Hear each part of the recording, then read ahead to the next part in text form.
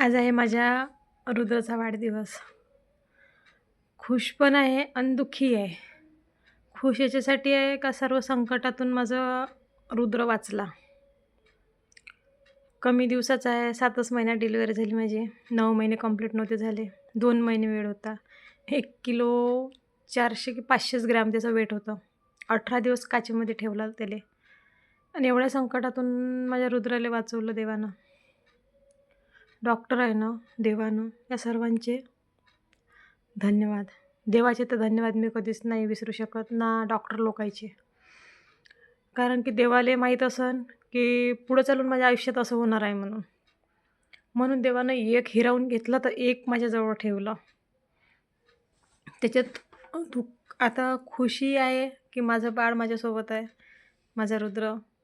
आणि दुःख याचं आहे की आता किती 10 वर्ष झाले. 10 वर्षापासून मी माझ्या रुद्राचा वाढदिवस एकटी करत आहे.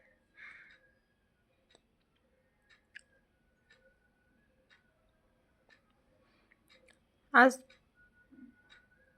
त्याचे बाबा असते तर किती म्हणजे खुशी झाली असती. नाही त्याने बाप समजत.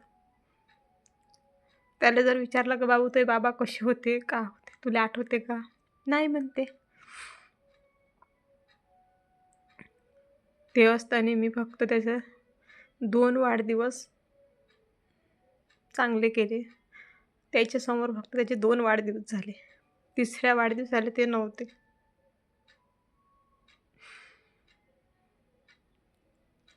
वाढदिवस करायची पण इच्छा होत नाही. पण असं आहे का, लेकराचं मन राहते, त्याच्यामुळं वाढदिवस करावंच लागते. आणि वाढदिवस करावं लागते म्हणून मी काही असं खूप हे नाही करत. फक्त केक आणतो ना. मी कोणाला आधी केले त्याचे वाढदिवस, आईच्या घरी वगैरे होती, तर तेव्हा वाढदिवस करत होती.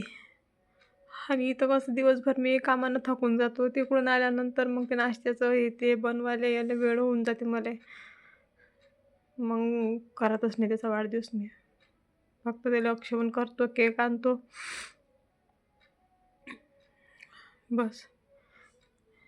मनाला वाईट फक्त एकाच गोष्टीचं वाटते की हर वर्षी 10 वर्षापासून मी माझ्या पोराचा वाढदिवस मीच करत आली.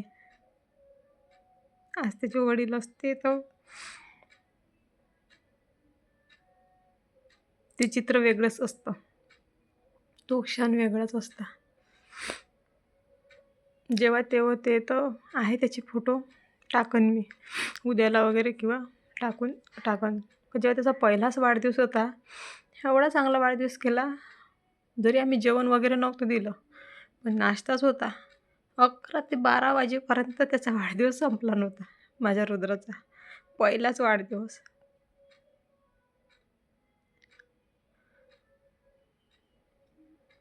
खूप वाईट वाटते मनाला.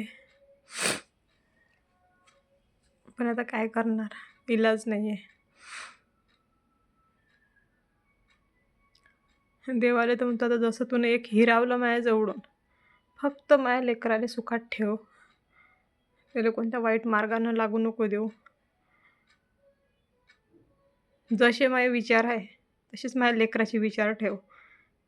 की कोणतेही जसं माझं आयुष्य खराब झालं तसंच त्यानं पुढं चालून वयात आल्यानंतर किंवा लग्न जेव्हा होईन, की कोणाच्या पोरीला फसवलं नाही पाहिजे.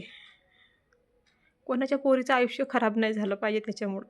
जसं त्याच्या वडिलांमुळं माझं आयुष्य खराब झालं. पण माझ्या मुलामुळं कोणाच्या मुलीचं आयुष्य खराब नाही झालं पाहिजे. हेच देवाला प्रार्थना करतो की तू वाईट मार्गाला नाही गेला पाहिजे. जे मी आता कष्ट करत आहे, त्या कष्टाची जाणीव फक्त माझ्या लेकराला असली पाहिजे. लोकांचं काही नाही करावं लागत मला. लोक समाज बोटं उचलासाठीच जन्माला येते. फक्त माझ्या लेकरू सुखात राहिलं पाहिजे, बस. म्हणजे आता सकाळी सकाळी म्हणजे असं तयारी करता करता मनाला असं वाटलं की आज त्याचे बाबा असते तर आज मी कुठं असते, माझ्या घरी असते.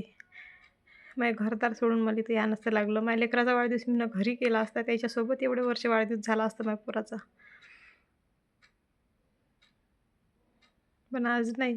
तरी पण मी त्याला दरवर्षी चॉकलेटचे चांगले 2 पॉकेटं किंवा 1 भरणी आणून देतो चॉकलेटची शाळेत वाटासाठी. नेली त्यानं. चॉकलेटं नेले. आता तिकडून आल्यानंतर आता संध्याकाळी येता-येता तिकडून मी ₹200-250 केक घेऊन येतो. त्याला केक खूप आवडते.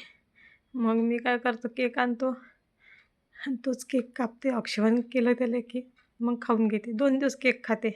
केक खूप आवडते त्याला. आता गेला शाळेतनी. चला बाय, तयारी करतो मी. मला वेळ होते मग.